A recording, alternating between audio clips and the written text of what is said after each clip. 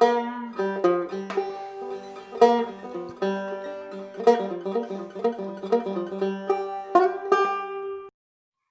and welcome to Flanigan's Ecologic. I am your host, Ted Flanigan. And this episode of Flanigan's Ecologic features Ari Matusiak. He's the founder and the CEO of Rewiring America, which claims to be the leading electrification nonprofit focused on electrifying everything in our communities. I'm delighted to have Ari on the show today. Hi, Ari. Welcome to the podcast. How are you doing today? I'm doing great. Thanks for having me, Ted. Well, thanks for being here. Where are you right now? Did you say in San Diego? I do. I live in San Diego. That's where I am. And have you been in San Diego all your life, or is that something new? No, I'm from Wisconsin. So San Diego is a pretty far departure from that. And spent most of my adult life on the East Coast, but enjoying being out here and still planning to learn how to surf. And you're in Del Mar, you said, which is just gorgeous, and yeah, getting used to the palm trees and the surf is it takes a while, I know, but it's good stuff. And what's we're going to get pretty deep into your company works, but what are you working on this week? What's on the top of the docket? Just every week is about trying to rewire America, and so very focused on right this week on we're building a bunch of tools to help connect people to what we describe as their electric bank accounts that come as a result of the Inflation Reduction Act, and so really focused on making progress in that area. Well, talk about that. Let's talk right about that. I saw that on your website that you've got a calculator for people to figure out. And that's as far as I got, Ari. Apologize for not doing more research, but does that help them figure out what they're entitled to in terms of tax credits? Yes, we launched a calculator tied to the Inflation Reduction Act on the day the president signed the act into law. We haven't spent any money marketing that. It's all been through earned media, and we've had 500,000 households in the United States calculate their results. And that has been sort of, in a sense, not surprising. People would like to know what they're eligible for, and that's what the calculator does. But what we are now working on is taking that a step further. And we'll be releasing by the end of June the first version of what we call our personal electrification planning tool, which will meet a household where they are, help them sort of if they're thinking about replacing a furnace or wondering about getting a new car, or curious about solar or thinking about replacing their stove. Helping them figure out what the right answer is to that question for them, for their home. What the benefits are, what they're eligible for in terms of incentives at a federal, state, local, and utility level, and then connecting that one first action to a whole plan for how they can electrify their whole home. God, that sounds fantastic. I'm being totally selfish because many of my clients are commercial, but do you have a commercial calculator as well? No, not yet. We're really focused first on the residential market. Now, what sparked your, the genesis of this company, and obviously your career just zoomed right in on electrification. How did that come about? Well, my whole career has, in some form or fashion, been about social impact, but really it's been about the nexus of public policy decisions to unlocking markets that have a real-time benefit in people's lives. So I've always been very interested at that sort of like at that nexus point. And I've worked across a number of issues. I've worked on affordable housing and housing. I've worked on education and healthcare, on sort of overall sort of macroeconomic jobs and competitiveness. But I've always been sort of very interested in this idea of how do you sort of work toward doing making the right thing become self-sustaining, and in a way that that real people in real time can feel the benefit of. And so um, when I was in the Obama White House for a number of years, when I left the White House, I started working on the financing for renewable energy efficiency improvements in people's homes, and realized actually that the answer to sort of like the big question was electrification. If you cared about climate, you need to electrify everything. If you're going to electrify everything, the big block sort of in the middle of that puzzle are the places where we live, because there are so many machines tied up in that we rely on every single day, that we have to have a way to go about electrifying those in sort of in an orderly fashion.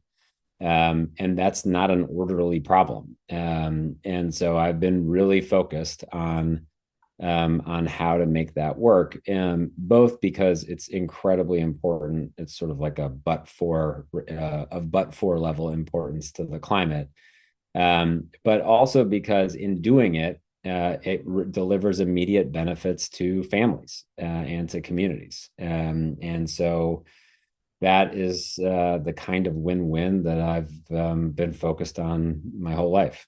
Yeah, boy, exciting. I want to talk about a number of those things that you brought up, the Obama experience, your time at Renovate. But let's go all the way back for the sake of the listeners.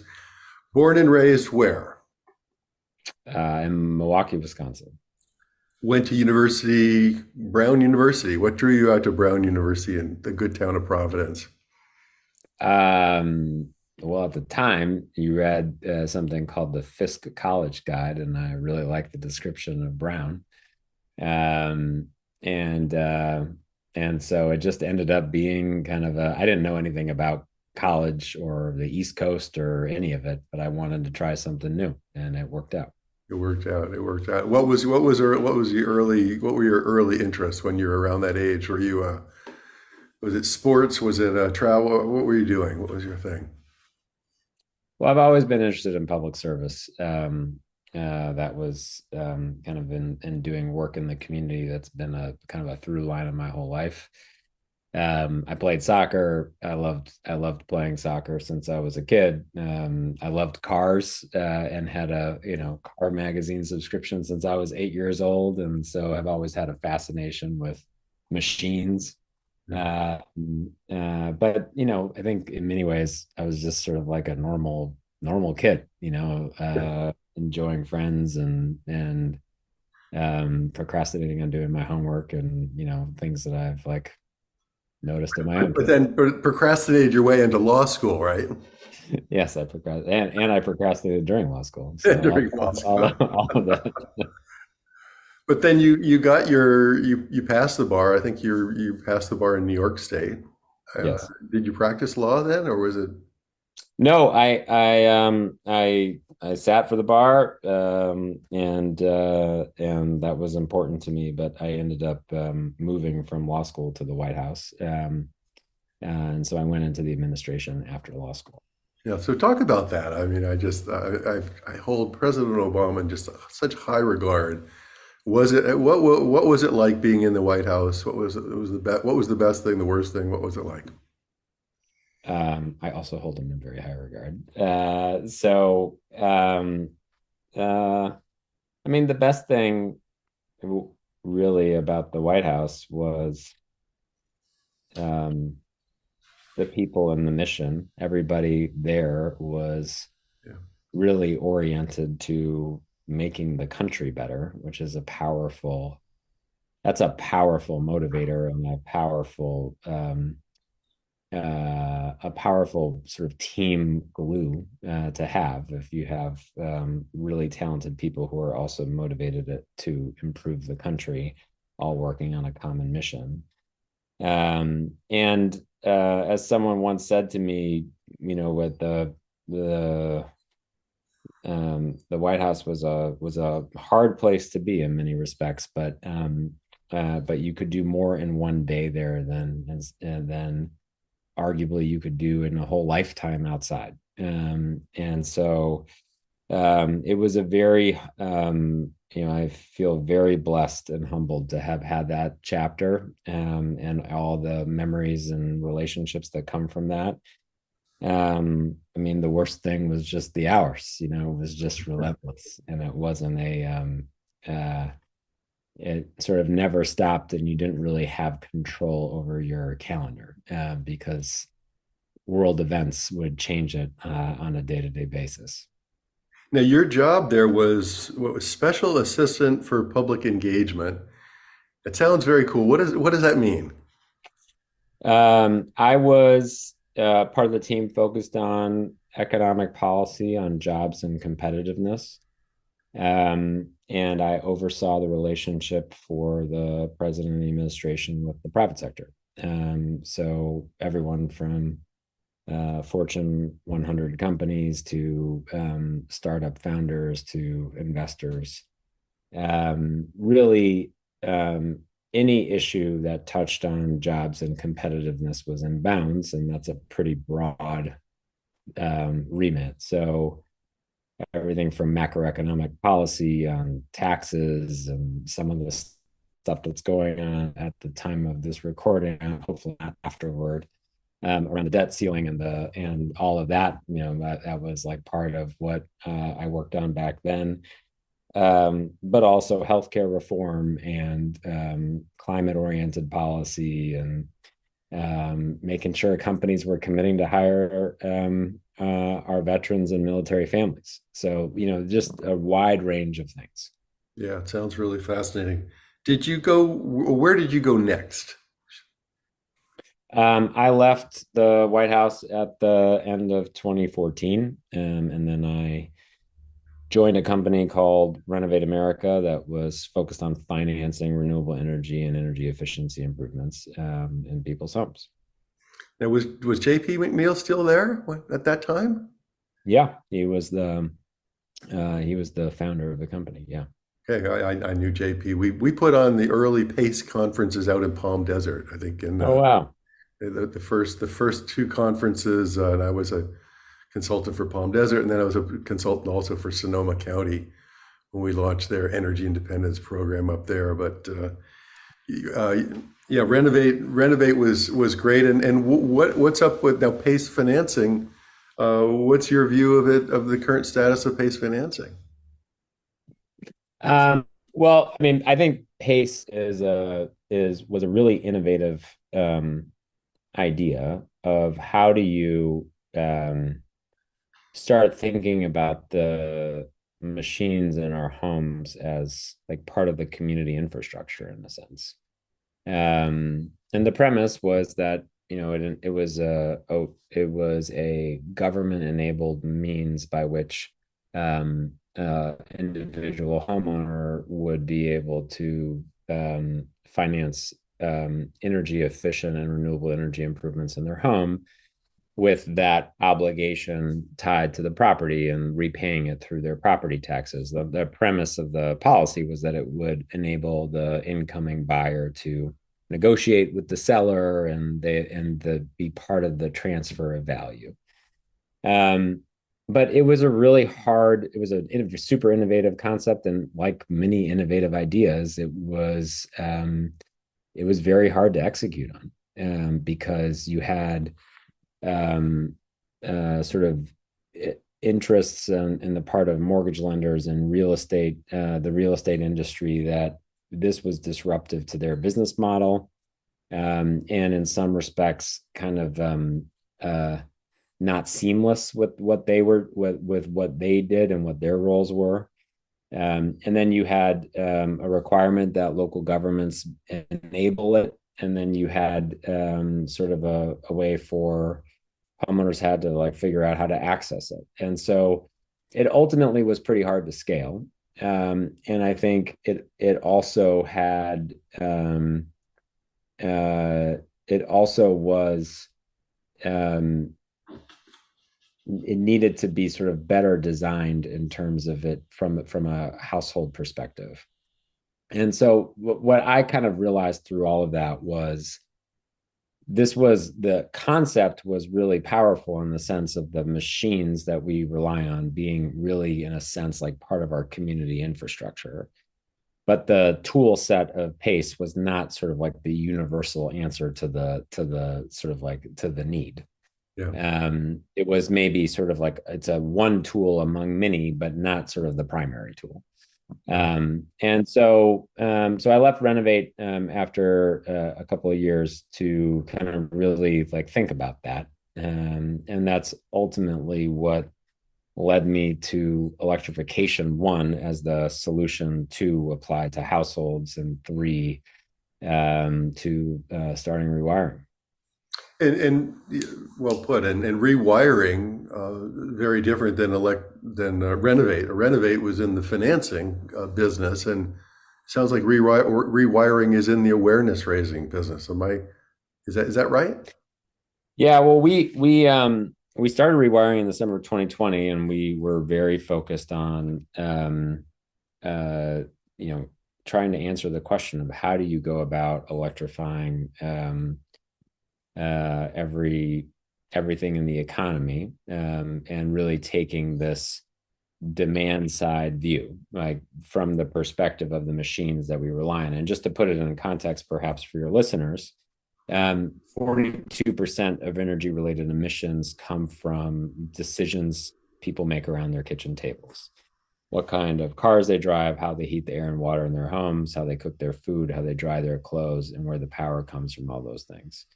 That's a billion machines across 121 million households, um, which is a lot of machines, but they all need to be electrified over the next couple of decades if we are going to hit our climate targets. And so, but the challenge that we have is that we live in this fossil fuel world. And so if someone's furnace conks out and they call a contractor, very likely the mode case is going to be that the contractor shows up with a machine on the back of their truck that's got a pipe sticking out of it, and it's designed to connect to a pipe sticking out of the wall in your house. And if at that moment in time someone says, hey, how about a heat pump?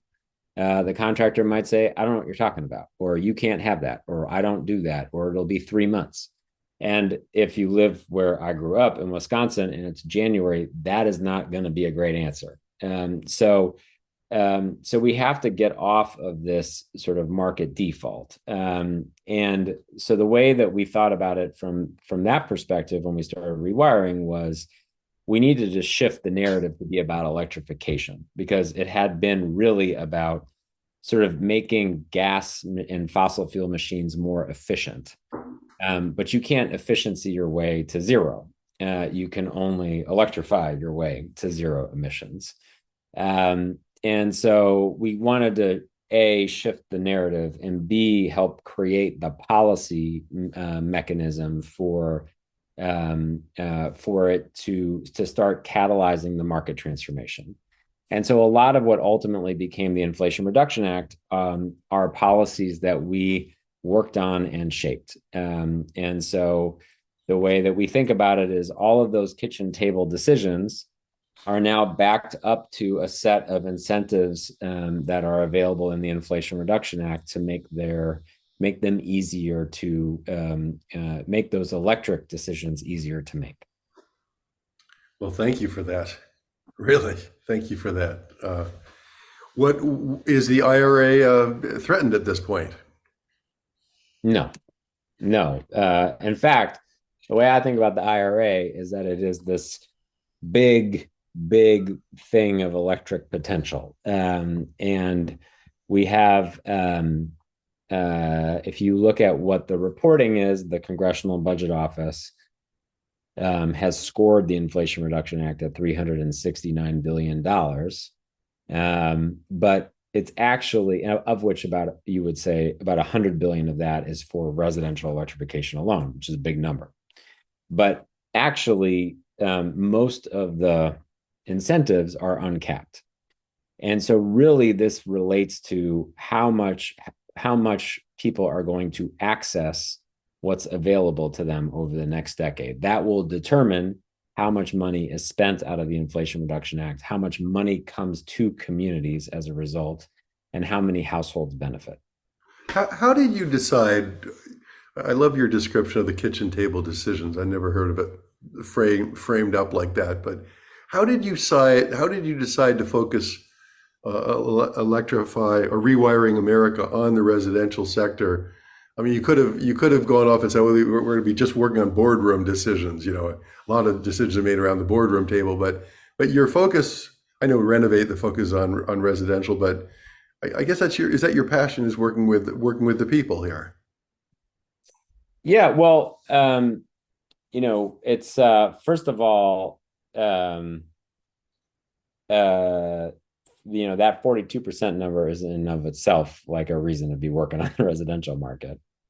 Um, and and and that and that and so and like I said a few minutes ago, it is the but for climate. Like if we have if we don't electrify all those machines and kind of get to the end of that story, we can't stay inside of 2 degrees warming, let alone 1.5 degrees warming. But the bigger thing was in terms of focusing on households is that if you take a poll in America, it doesn't really matter who does the poll. If you take a poll in America and ask people, are they concerned about climate? You will get back a number that looks something like 7 out of 10 Americans are concerned about climate. If you then ask them what they should do about it, the number one answer you get is that people will say they should recycle. And the number two answer you get is that people say they should stop eating meat. And neither of which have like deep, meaningful impact on emissions in the same way that these kitchen table decisions do.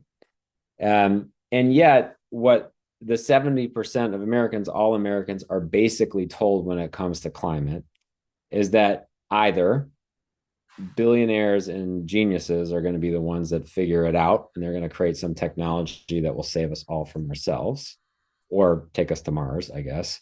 Or in the alternative, that there's nothing we can do. And we're just going to have to adapt to this future. And so we thought there was something very powerful about what is a climate necessary set of solutions tied to a connection with people's interest in doing something. And that in making that connection and facilitating people taking action is also a way to build civic and sort of citizen momentum toward kind of other solutions that we need to embrace, and sort of in a way also building community between neighbors and colleagues. Nice, very much of an ecological or an ecology.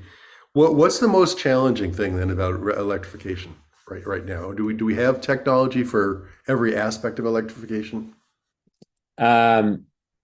We do. Yeah, we don't have to invent anything. The technology will get better. Cars will go further, EVs will go further. They'll be even faster. They'll be cheaper. Similarly, solar has come down quite a lot in price over the years. It'll continue. But we have all of the technology that we need. We have the heat pumps for the air and water and the dryers. We have the induction cooktops. We have the solar. We have the storage. We have the cars. We don't need to invent anything new. So really the issue is one of awareness, as you mentioned earlier, and making sure people sort of are able to break out of this like fossil fuel feedback loop and make an electric decision. And two, really, it's just about the fact that we live in that fossil fuel feedback loop. And so the market is not equipped to efficiently deliver the electric outcome. And so kind of getting people started is a big part of what the challenge is. But once you get someone started, it makes it a lot easier for them to keep going, because as you electrify each thing, it's easier to electrify the next thing. Right. We really need the early adopters to step up here and to show off their induction cooktops and their heat pumps. I guess we frame it the other way with it. Which of the technologies would you say is the most challenging? Maybe we put the biggest overarching issue is a lack of awareness, the market not being primed for this. But which technology is the most challenging? Maybe the most challenging is the least cost effective. Um, so I it the answer to that is kind of it depends.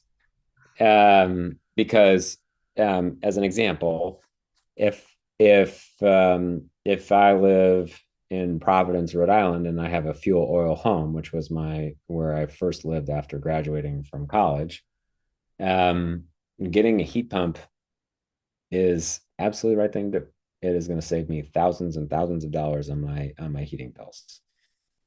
If I live in Wisconsin, um, and um, and have a gas um, heated home, getting a heat pump can make sense, and will make sense over time, but it might not be the first thing to do, depending on sort of where I live and how old my machine is and all the rest. And so I think the biggest thing is really, this is kind of our whole idea, is that it's really about a household having a plan and doing kind of the set of things that makes sense for them. So that is really like what it ultimately comes down to. And people have different motivations for stuff too. Some people, their motivation is the next thing I get has to save me more money. And that's a motivation, and that's going to dictate kind of what makes sense. Other people, their motivation might be, I need to have better stuff, that's going to give me a better experience. So it is ultimately going to be a consumer driven thing. Right. And so people will be going to your website, they'll be getting onto this tool really that helps them prioritize based on their household considerations, the age of their equipment, their priorities in terms of whether it's cost effectiveness or greening the planet, and out will come I guess you'll have a bunch of resources that sort of supports that decision making, and out will come a plan out of this tool. Yep, out of this will come a plan, and eventually you'll be connected to. We'll have a marketplace of contractors that you can access and go talk to. Would take a biddable proposal to them. And I guess you must be having different strategies. Like you can bundle together a number of measures, Yeah, or you can just take a simple step to get started with one. exactly. Oh, that's very cool. That's great. Now, I don't want to leave you until we mention also you've also got your Purpose Venture Group in your life, which I noticed on your LinkedIn that you're full time with that and you're full time with the Rewiring. So you're working hard, I know. What is the venture group doing? Yeah, well, we incubated Rewiring out of Purpose Venture Group, and Purpose Venture Group is an advisory firm that is focused on working with growth stage companies and also with investors in the climate space and on sort of companies and that are focused on improving the social compact. Um, and so it is an entirely mission oriented platform, that is solely focused on making those kinds of companies and plays better, and more effective and successful.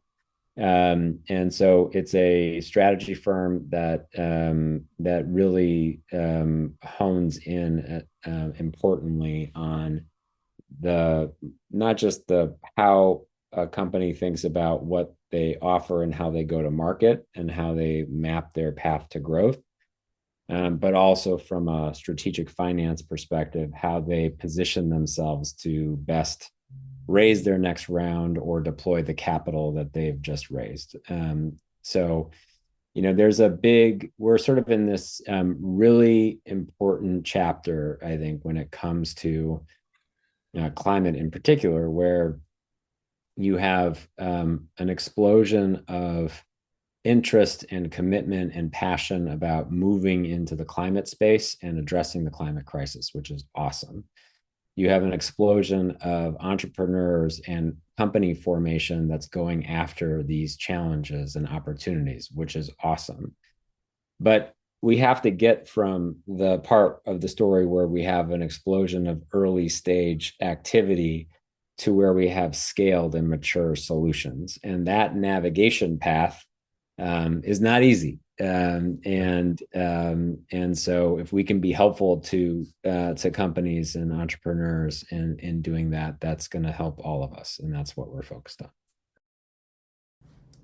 Didn't get a chance to say goodbye to Ari. We had a computer glitch and got disconnected before I could give him the softball question about how he maintains balance. He was just telling me, he was just about to pontificate about how he maintains balance. But I guess we'll have to get that in a future episode of Flanigan's Ecologic. Take care. That's it. Thanks for listening to Flanigan's Ecologic. We'll see you next time.